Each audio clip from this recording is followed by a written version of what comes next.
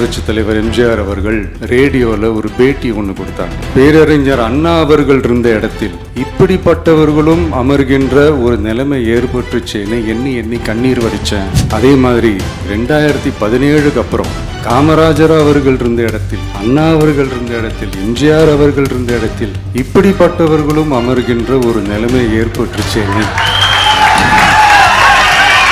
இப்படியெல்லாம் நம்ம பேசுறதுனால கண்டிப்பாக சில பேர் கொந்தளிப்பாங்க. ஏன்னா கொந்தளிக்கிறது தான் அவங்களுக்கு வேலையே. ஏன்னா எம்ஜிஆர் அவர்கள் கட்சி ஆரம்பிச்சப்போ ஏதோ ஒரு நடிகர் கட்சி வந்திருக்குதான், அதனால யார் அரசியலுக்கு வந்தாலும் இப்படி கொந்தளிக்கிறது தான் அவங்களுடைய வேலையே. அப்படிதான் நாம் அரசியலுக்கு வந்ததுக்கு அப்புறம் கூட இந்த விஜய்க்கு என்ன அனுபவம் இருக்குது, எம்ஜிஆர் அவர்களுக்கு எவ்வளோ அனுபவம் இருக்குது தெரியுமா, விஜய்க்கு என்ன பெரிய அனுபவம் இருக்குதுன்னு கேட்டா அதே வாய் தான் அன்னைக்கு எம்ஜிஆர் அவர்களை பார்த்து 77 மாதிரியே இப்போவும் அந்த அறுத பழைய தேஞ்சி போன துருபிடிச்சி போன நஞ்சு போன அதே அந்த பழைய வெப்பனையும் இப்பவும் கையில் எடுக்கிறேன். டெக்னாலஜிலாம் வளர்ந்து வேற எங்கேயோ போயிட்டு இருக்கு. அட்லீஸ்ட் உங்க டெக்னிக்கையாவது கொஞ்சம் மாத்துங்க பாஸ். பண்ற தப்பெல்லாம் நம்ம எடுத்து சொன்னா, அவங்க பண்ற அட்ராசிட்டியை பத்தி நம்ம எடுத்து சொன்னா, அவங்க பண்ற அந்த ஊழலை பத்தி தான் நம்ம எடுத்து சொன்னோம். முக்கியமா நாம அதை எடுத்து சொன்னா 50 வருஷத்துக்கு முன்னாடி இருக்கிற அதே தகர டப்பாவை எடுத்து உருட்ட ஆரம்பிச்சிருவாங்க. பவளவிழா பாப்பாக்கு வேற என்ன தெரியும்? நம்மளை தவிர யார் அவங்கள ஏத்து நின்று கேள்வி கேட்கறது? யாருக்கு அந்த தில்லு இருக்குது? திருவள்ளுவர் இருந்திருந்தாருன்னா இந்த தீய சக்தியை பத்தி என்ன திருக்குறள் எழுதியிருப்பாரு? அநீதி, அராஜகம், தில்லுமுள்ளு இவையெல்லாம் திமுக முதற்றே உலகு. அநீதி, அராஜகம், தில்லுமுள்ளு இவையெல்லாம் திமுக முதற்றே உலகு. மாபெரும் மக்கள் சக்தியா நம்ம அணி ஒரு பக்கம், அடுத்து திமுக தலைமையில் மற்ற கூட்டணி கட்சிகள் ஒரு பக்கம், அடுத்து பாஜக தலைமையில் மற்றும் பலர். என்னப்பா சிரிக்கிறீங்க? உண்மையதானே சொன்னேன். ஏய் விஜய் வீட்டு விட்டு வெளியே வா, ஏய் விஜய் வீட்டு விட்டு வெளியே வா. ஐயோ, இவங்க ஒவ்வொரு வீட்டுல இருக்கிற ஒவ்வொரு விஜயும் இவங்க கூப்பிடுற மாதிரியே எனக்கு தோணுது. பொறுங்க பாஸ், வருவாங்க, முறையா வருவாங்க. இவரு நான் சினிமாவா இது அப்படின்ட்டு ஆரம்பிச்சிருவாங்க. நான் சினிமா விட்டாலும் நீங்க சினிமா விட மாட்டேங்கிறீங்களேப்பா.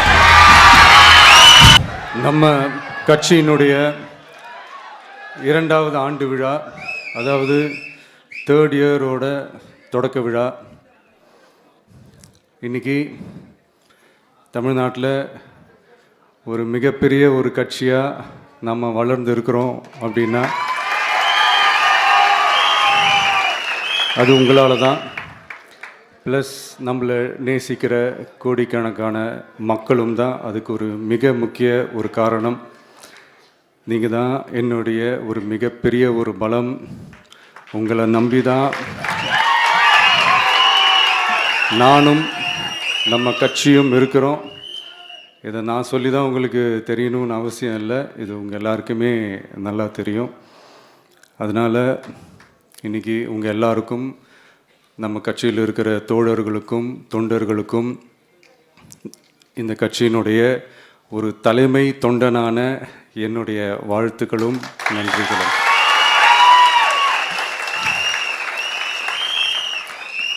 அப்புறம் என்ன, மைக்கை பிடிச்சாச்சு, வெடியை கொளுத்தி போட்டுருவோமா?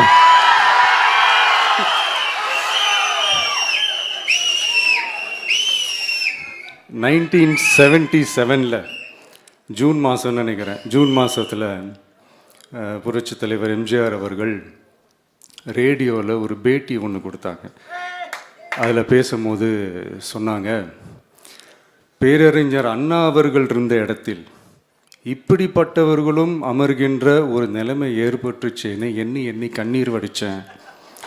அன்னைக்கு அந்த கண்ணீரை துடைக்க ஆரம்பித்த இயக்கம் தான் அண்ணா திராவிட முன்னேற்ற கழகம்னு சொன்னார்.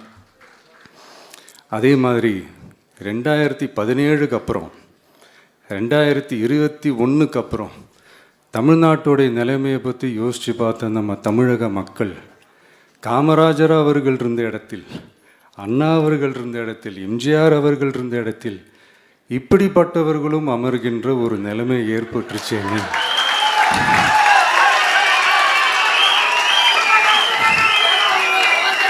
தமிழக மக்கள் கண்ணீர் வடித்தாங்க. இன்னைக்கு இந்த கண்ணீரை துடைக்க ஆரம்பித்த இயக்கம் தான் தமிழக வெற்றிக்கழகம்.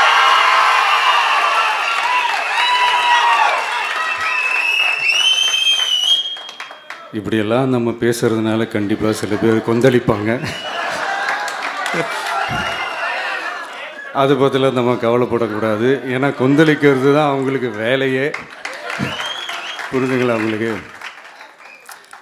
ஏன்னா எம்ஜிஆர் அவர்கள் கட்சி ஆரம்பித்தப்போ, ஏன் அவர் ஜெயிச்சதுக்கப்புறம் கூட சட்டசபையில் கூட ஏதோ ஒரு நடிகர் கட்சி வந்திருக்குதான், ஏதோ ஒரு புதிய கட்சி வந்திருக்குது, புரட்சி தலைவர்னு ஒருத்தர் வந்து, இப்படியெல்லாம் கேலியும் கிண்டலுமா. அதனால் யார் அரசியலுக்கு வந்தாலும் இப்படி கொந்தளிக்கிறது தான் அவங்களுடைய வேலையே. அப்படி தான் நாம் அரசியலுக்கு வந்ததுக்கப்புறம் கூட இந்த விஜய்க்கு என்ன அனுபவம் இருக்குது, எம்ஜிஆர் அவர்களுக்கு எவ்வளோ அனுபவம் இருக்குது தெரியுமா? 52லேருந்து 72 வரைக்கும் அந்த 20 இயர்ஸ் திமுகவில் இருந்த ஒரு அரசியல் அனுபவம் எவ்வளோ இருக்குது தெரியுமா? விஜய்க்கு என்ன பெரிய அனுபவம் இருக்குதுன்னு கேட்டால் அதே வாய் தான் அன்னைக்கு எம்ஜிஆர் அவர்களை பார்த்து, அன்னைக்கு எம்ஜிஆர் அவர்களை பார்த்து அரசியல் அரிச்சுவடி தெரியாதவர், கவர்ச்சியை மட்டுமே நம்பி இருக்கிறவர், அட்டை வாய் விளம்பர வள்ளல்,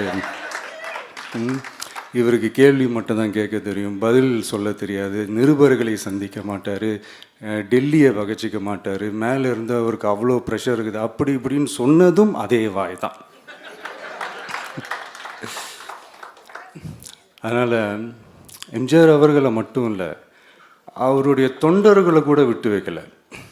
அது என்னது, இந்த பளபளப்பு ஜொலி ஜொலிப்பை பார்த்தா பல்லிழிப்பவங்க, இப்படியெல்லாம் கிண்டலும் கேலியுமா, இதையெல்லாம் மக்கள் ஒரு மாதிரி சைலண்ட்டாக வாட்ச் பண்ணிக்கிட்டு என்ன பண்ணாங்கன்றது உங்களுக்கே நல்லா தெரியும். அவர் ஜெயிச்சதுக்கப்புறம் இந்த அரசியலில் பழந்துன்னு கொட்டை போட்டு அனுபவிச்சாலையும் இருப்பாங்கன்னு சொல்லுவாங்கள்ல, அவங்க எல்லாருக்குமே அந்த கோட்டைன்றது ஒரு பகல் கனவாகவே மாறிடுச்சுன்னா பார்த்துக்கோங்க. 77 மாதிரியே இப்போவும் அந்த பழைய தேஞ்சி போன, துருபிடிச்சி போன, நஞ்சு போன அதே அந்த பழைய வெப்பனையும் இப்போவும் கையில் எடுக்கிறாங்க. அதனால் மை டியர் ஜென்டில்மேன், டெக்னாலஜிலாம் வளர்ந்து வேற எங்கேயோ போயிட்டுருக்கு. அட்லீஸ்ட் உங்கள் டெக்னிக்கையாவது கொஞ்சம் மாற்றுங்க பாஸ்.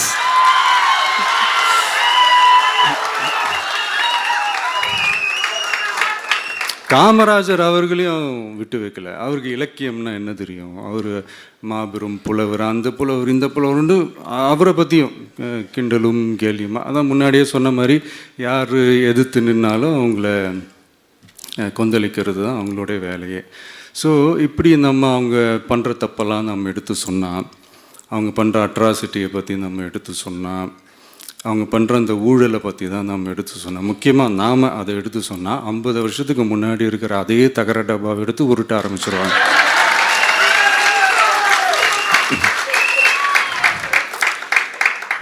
பவளவிழா பாப்பாவுக்கு வேற என்ன தெரியும்?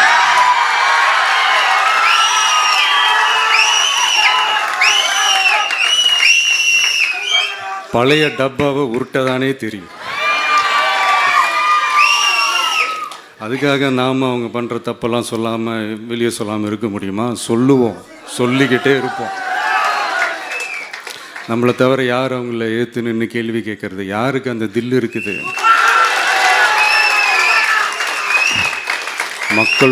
மக்களோட ஒரே பிரதிநிதி நாம் மட்டும்தான். ஸோ இப்படி இருக்கிற இந்த நிலைமையில் இன்னைக்கு இந்த டிஜிட்டல் உலகத்தில் திருவள்ளுவர் இருந்திருந்தாருன்னா இந்த தீய சக்தியை பற்றி என்ன திருக்குறள் எழுதியிருப்பார்? ஒரு கற்பனையா, அநீதி, அராஜகம், தில்லுமுள்ளு இவையெல்லாம் திமுக முதற்றே உலகு.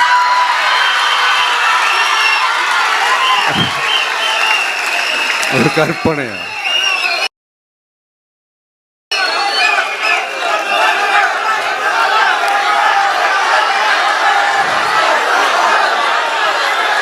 அநீதி, அராஜகம், தில்லுமுள்ளு இவையெல்லாம் திமுக முதற்றே உலகு.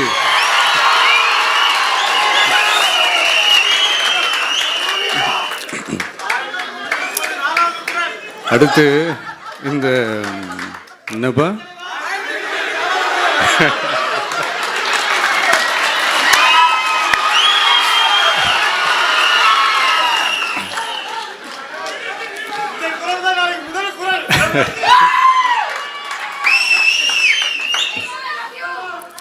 அடுத்து இந்த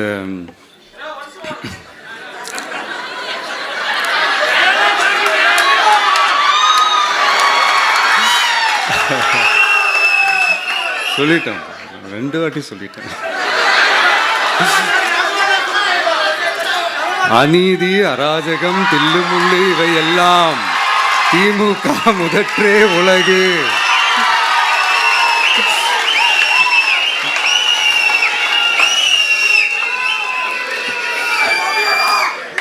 அடுத்து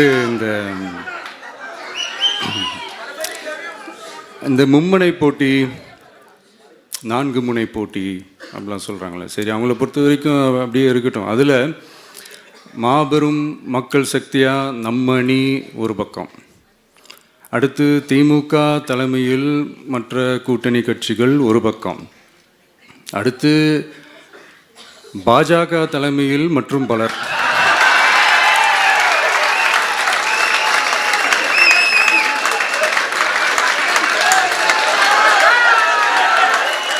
என்னப்பா சிரிக்கிறீங்க? உண்மையை தானேப்பா சொன்னேன்.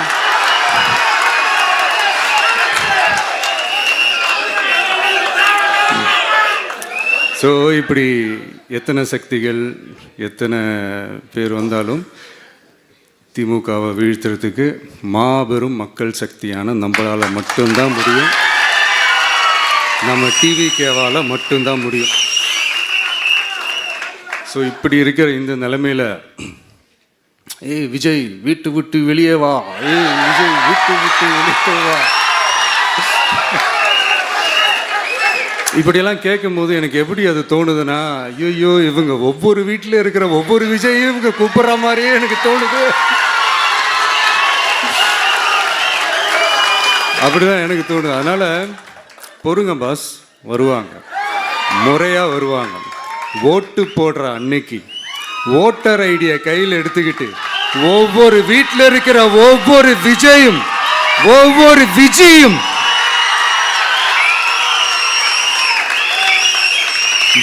பூத்தா காலையிலேயே வந்து நிப்பாங்க பாருங்க. அன்னைக்கு தெரியும் பாருங்க, ஏண்டா இந்த விஜய கூப்பிட்டோம்னு.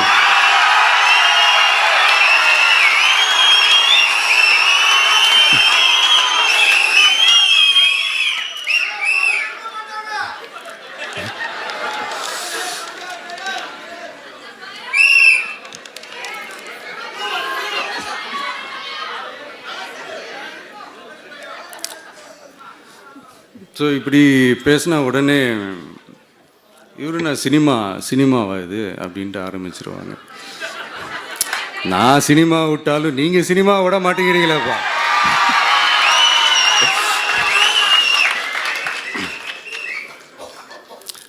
அப்புறம் இன்னொரு ரீசெண்டாக அந்த ஒரு விஷயம் போயிட்டுருக்குல்ல, இந்த கருத்து கணிப்பு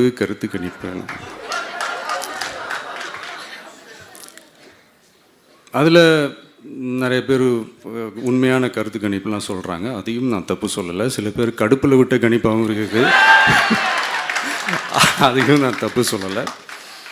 இந்த கடுப்பில் விட்ட கணிப்பாளர்களுக்கு நான் சொல்லிக்கிறது என்னென்னா, ஒவ்வொரு ஊராக தெருவாக வீடாக போய் நீங்கள் அந்த கருத்து கணிப்பு எடுத்து பாருங்கள். ஒவ்வொரு வீட்லேயும் டிவிக்கு இருக்கிறத நீங்கள் பார்ப்பீங்க.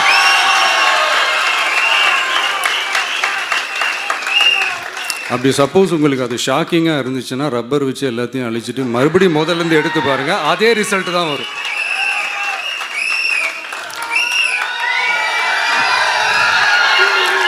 இது என்னப்பா லாஜிக்கு, அது எப்படி எல்லார் வீட்லேயும் டிவிக்கு இருக்கும் அப்படின்னு நீங்கள் கேட்டிங்கன்னா, ஒரு சின்ன சாம்பிளுக்கு ஒரு சின்ன டெஸ்ட் ஒன்று பண்ணி பாருங்களேன். நம்ம சிஎம் சார் இருக்காங்கள்ல, ஸ்டாலின் சார், ஒரு 2 years 2 years பேக் இருக்கும்னு நினைக்கிறேன். ஒரு மேடையில் பேசும்போது சொன்னாங்க, இந்த மாதிரி என்னோட கட்சிக்கு அவங்களுடைய கட்சிக்காரங்க சில பேர் பண்ணுற அட்ராசிட்டி, ஒரு சில மந்திரிகள் பண்ணுற சில அட்ராசிட்டிஸ்லாம் பார்த்து ராத்திரியில் எனக்கு தூக்கமே வரமாட்டேங்குது அப்படின்னு ஒரு 2 years பேக் இருக்கும்னு நினைக்கிறேன். அந்த வீடியோ கூட இருக்குது. அப்படி இருக்கிற அவர் என்னைக்காவது ஒரு நாள் அசந்து தூங்குவார்ல, அப்போ அவர்கிட்ட போய், சார் சார்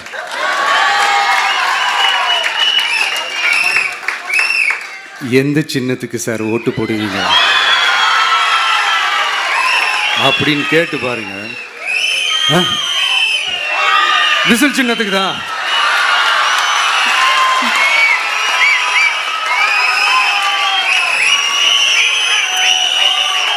தூக்கத்தில் இப்படி டப்புன்னு எழுப்பி கேட்டால் டப்புன்னு உண்மையை போட்டு உடைச்சிருவாங்க. அதுக்கு சொன்ன அப்படி இருக்கிற இந்த நிலைமையில் டிவிக்கே சிட்டியில் தான் இருக்குது, டவுனில் தான் இருக்குது, வில்லேஜ் சைட்லலாம் இல்லை அப்படின்னு சொல்கிறவங்களுக்கு இந்த மாதிரி சில டெஸ்டெல்லாம் பண்ணி பாருங்கள், தெரியும்.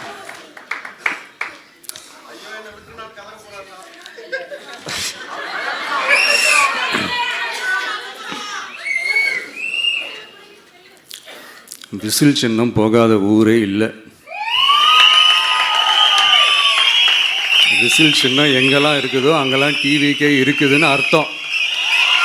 என்னுடைய அம்மா, அக்கா, தங்கைகள், அண்ணன், தம்பிகள் டிவிக்கேக்கு ஓட்டு போடுறத யாராலையும் தடுக்க முடியாது.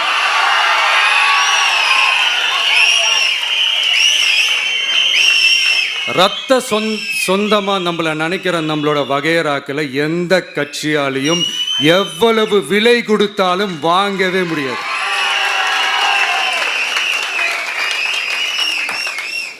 நான் ஓவர் கான்ஃபிடென்ஸில் பேசுகிறேன் அப்படின்லாம் நினைக்காதீங்க. இதுதான் கள நிலவரம், கள யதார்த்தமும் இதுதான். தீய சக்தியை வீழ்த்துறதுக்கு தூய சக்தியான நம்மளால் மட்டும்தான் முடியும். இந்த 2026 சட்டமன்ற தேர்தலில் டிவிக்கே தான் மக்களோட ஒரே ஆப்ஷன். Otherwise no diversion.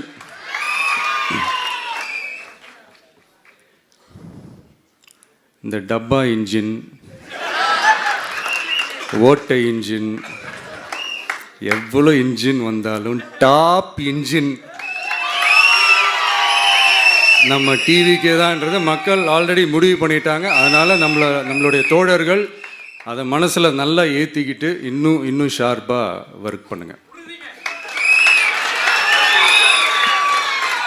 நான் ஏற்கனவே சொன்ன மாதிரி ஒன்றியம், நகரம், பேரூர், பகுதி, கிளை எல்லா இடத்துலையும் அந்த பூத்தாக அந்த நம்மளுடைய வேட்பாளர்களுக்கு ஒற்றுமையாக இருந்து வேலை செய்யுங்க. நமக்கு மாபெரும் கூட்டணியான மாபெரும் மக்கள் சக்தியான குடும்பமாக நம்மளோட இருக்கிறாங்க. இன்னொன்று அன்றைக்கி நான் சொன்ன மாதிரி நம்மளுடைய விசில் சின்னத்துக்கு ஓட்டு போட வைக்கிறது மட்டும்தான் உங்களுடைய வேலை. மற்றதெல்லாம் மக்களோட சேர்ந்து நான் பார்த்துக்கிறேன்.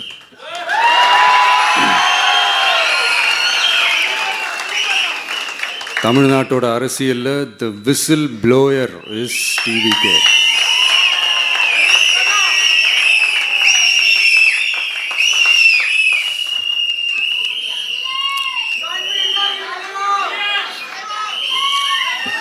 நம்ம மக்கள் இந்த விசில்ல ஊதுல இந்த தீய சக்தியும் இந்த ஊழல் சக்தியும் தெரிச்சு ஓடணும். எப்படி தெரிச்சு ஓடணும்? அன்னைக்கு சென்ட் ஜார்ஜ் கோட்டையில் டிவிக்கு ஆளும் கட்சியா எழும்.